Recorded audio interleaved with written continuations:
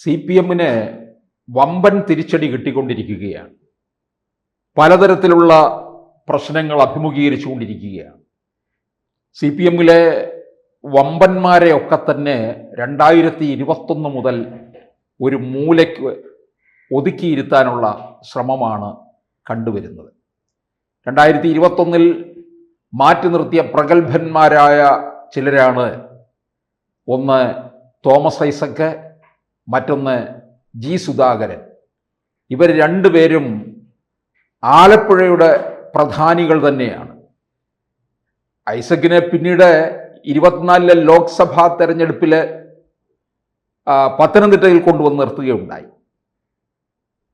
ഇനിയിപ്പോൾ തിരുവനന്തപുരം സെൻട്രൽ മണ്ഡലത്തിൽ മത്സരിപ്പിക്കുമെന്ന് പറയുന്നുണ്ടെങ്കിലും അതേതായാലും ഉറപ്പുവരുത്തിയിട്ടില്ല. ജി സുധാകരനെയാണ് ഏതാണ്ടങ്ങ് വളരെ താഴ്ത്തി കൊണ്ടുവരികയാണ്. 2021 മാറ്റി നിർത്തി. അമ്പലപ്പുഴ മത്സരിച്ച സലാമിന് വേണ്ട തരത്തിലുള്ള പ്രവർത്തനം നടത്താത്തതിൻ്റെ പേരിൽ അന്വേഷണ കമ്മീഷനെ വെച്ച് തരം താഴ്ത്തി. അപ്പോൾ പലതരത്തിലും ഇപ്പോൾ അദ്ദേഹം സജീവമായിട്ട് വീണ്ടും രംഗത്ത് വന്ന് പാർട്ടിയുടെ മേൽ ചില ചോദ്യങ്ങൾ ഉന്നയിക്കുകയാണ്. അദ്ദേഹം പറയുന്നുണ്ട്, ഈ 60 കഴിഞ്ഞാൽ അറവുമാടുകൾ അല്ലല്ലോ, 60 കഴിഞ്ഞാൽ മാറ്റി നിൽക്കണമെന്നുണ്ടോ? ഈ 60ഉം കഴിഞ്ഞ് എത്രയോ ആയിക്കഴിഞ്ഞ ഒരാളെയാണ് കോൺഗ്രസിൽ അധികാരമോഹിയായി നിന്ന KV തോമസിനെ പിന്നീട് CPM-ലോട്ട് ചേർത്ത് നിർത്തി കേരളത്തിൻ്റെ കാര്യങ്ങൾ നോക്കാനായിട്ട് ഡൽഹിയിൽ ഏൽപ്പിച്ചിരുത്തിയിരിക്കുകയാണല്ലോ. സുധാകരൻ തന്നെയാണത് പലപ്പോഴും പറഞ്ഞിട്ടുള്ളത്. അദ്ദേഹത്തിന് എന്തിനാണ് ലക്ഷങ്ങൾ കൊടുത്തിരുത്തിയിരിക്കുന്നത്? അദ്ദേഹം വാങ്ങുന്ന പെൻഷനും ശമ്പളവും മറ്റ് ശമ്പളവും എല്ലാം കൂടി നോക്കുമ്പോൾ ഏതാണ്ട് 10-30 ലക്ഷം വരുന്നുണ്ടല്ലോ. ഇതെല്ലാം കൂടി കൊണ്ടുപോയി പുഴുങ്ങി തിന്നുകയാണോ എന്നാണ് സുധാകരൻ ചോദിച്ചത്. ഈ സുധാകരൻ നമുക്കറിയാം, 2016 ഒന്നാം പിണറായി വിജയൻ സർക്കാരിൻ്റെ കാലത്ത് പൊതുമരാമത്ത് വകുപ്പ് മന്ത്രിയായിരുന്നു. എന്തുകൊണ്ട് 21 അകറ്റി നിർത്തി എന്ന് ചോദിച്ചാൽ, 21 ആരാണ് മരാമത്ത് വകുപ്പ് മന്ത്രിയായിട്ട് വന്നത്? മരുമകനാണ്. അപ്പോൾ മരുമകൻ അരിയിട്ട് വാഴ്ച നടത്തുന്നതിന് വേണ്ടിയിട്ട് തന്നെയാണ് ഈ പ്രഗത്ഭരായിട്ടുള്ളവരെ മാറ്റിയിരിക്കുന്നത്. ഇപ്പോൾ ജി സുധാകരൻ ഫേസ്ബുക്ക് പോസ്റ്റ് ഇട്ട് രംഗത്ത് വന്നിരിക്കുന്നത്, 2026 മെമ്പർഷിപ്പ് സ്ക്രൂട്ടിനി അംഗത്വം പുതുക്കാൻ ഞാൻ അപേക്ഷ കൊടുത്തിട്ടില്ല, അതുകൊണ്ട് ലെവിയും വരിസംഖ്യയും അടയ്ക്കേണ്ടി വന്നിട്ടില്ല. 2022 സംസ്ഥാന സമിതിയിൽ നിന്ന് ഒഴിവായി. ആലപ്പുഴ DC-യുടെ കീഴിലുള്ള ബ്രാഞ്ച് കമ്മിറ്റി അംഗമായി പ്രവർത്തിച്ചു വരികയാണ്. വീണ് പരിക്കേറ്റ ശേഷം ഒരു ബ്രാഞ്ചിനൊഴികെ മറ്റെല്ലാത്തിലും കൃത്യമായി പങ്കെടുത്തിരുന്നു.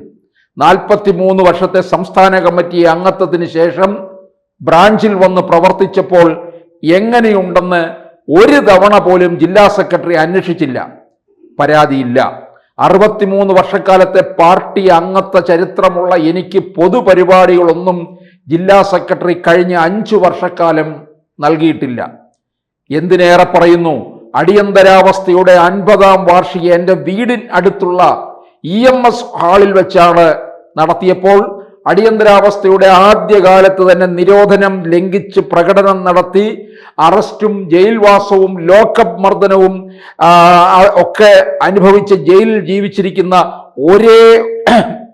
ഒരാളായിട്ടുള്ള എനിക്കൊരു ക്ഷണക്കത്ത് പോലും നൽകിയിട്ടില്ല.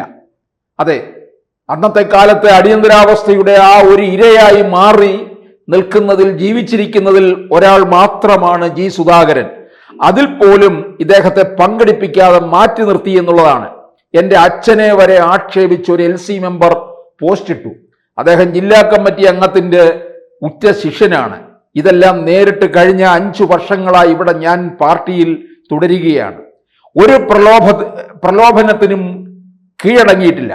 അപ്പോഴാണ് പാർട്ടി സെക്രട്ടറിയുടെ അടുത്ത് സംസാരിക്കാൻ ചെന്ന തോട്ടപ്പള്ളിക്കാരനായ ഒരു സഖാവിനോട് ശരിയല്ലാത്ത തരത്തിൽ ജില്ലാ നേതൃത്വത്തിൽപ്പെട്ടയാൾ സംസാരിച്ചതായി അറിഞ്ഞത്. ഇപ്പോൾ സംസ്ഥാന സെക്രട്ടറി തന്നെ പത്രസമ്മേളനത്തിൽ ഒരു ചോദ്യത്തിന് മറുപടിയായി, ഞാൻ ഒരു പരിഗണനയും അർഹിക്കുന്ന ആളല്ല എന്ന അർത്ഥം വരുന്ന ശരിയല്ലാത്ത പ്രയോഗം നടത്തുകയും കളിയാക്കി ചിരിക്കുകയും ചെയ്തു. അത് കേട്ട് പത്രക്കാരെല്ലാം പൊട്ടിച്ചിരിക്കുന്നതും കണ്ടു. ഇതൊന്നും ചോദിക്കാനോ തിരുത്താനോ ആരും തയ്യാറായിട്ടില്ല. കൂടുതൽ സംഭവങ്ങൾ വിവരിക്കുന്നില്ല. ഈ സാഹചര്യത്തിൽ പാർട്ടിയിൽ തുടർന്ന് മേൽപ്പറഞ്ഞ നേതാക്കൾക്ക് ബുദ്ധിമുട്ടുണ്ടാക്കാൻ ആഗ്രഹിക്കുന്നില്ല. അതിനാൽ ഈ മെമ്പർഷിപ്പ് സ്ക്രൂട്ടനി കാലത്ത് സ്വമനസ്സാലെ മെമ്പർഷിപ്പ് പുതുക്കാതെ ഇരിക്കുകയാണ്. ആശയ ആദർശങ്ങളിൽ ജനലക്ഷങ്ങളോടൊപ്പം ഉറച്ചു നിൽക്കുകയും ചെയ്യും. എല്ലാവർക്കും ആശംസകളും നന്ദിയും എന്ന് പറഞ്ഞുകൊണ്ടാണ് ജി സുധാകരൻ ഈ പോസ്റ്റ് അവസാനിപ്പിക്കുന്നത്. അപ്പോൾ ജി സുധാകരൻ ഇനി എന്ത് നീക്കമായിരിക്കും എന്നുള്ളത് അതിപ്രധാനമായിട്ടുള്ള ഒരു കാര്യമാണ്. ആലപ്പുഴ ജില്ലയിൽ നമുക്കറിയാം, പാർട്ടി പൊതുവെ വലിയ വിഭാഗീയതയുള്ള ഒരിടമാണ്.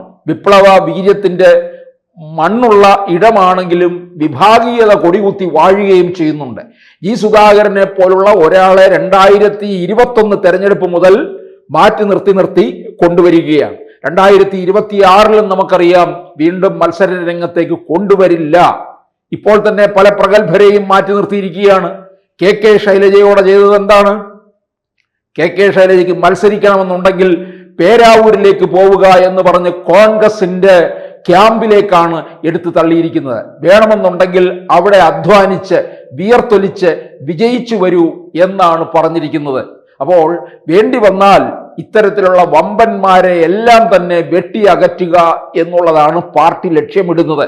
അതേ സമയത്ത് നോക്കുക, എം വി ഗോവിന്ദന്റെ ഭാര്യയ്ക്ക് തളിപ്പറമ്പ് മണ്ഡലത്തിൽ സീറ്റും കൊടുത്തിരിക്കുകയാണ്. ഭാര്യയ്ക്ക് അല്ലെങ്കിൽ ഭർത്താവിന് എന്നുള്ള രീതിയിലേക്കാണ് CPM-ൽ കാര്യങ്ങൾ പോകുന്നത്.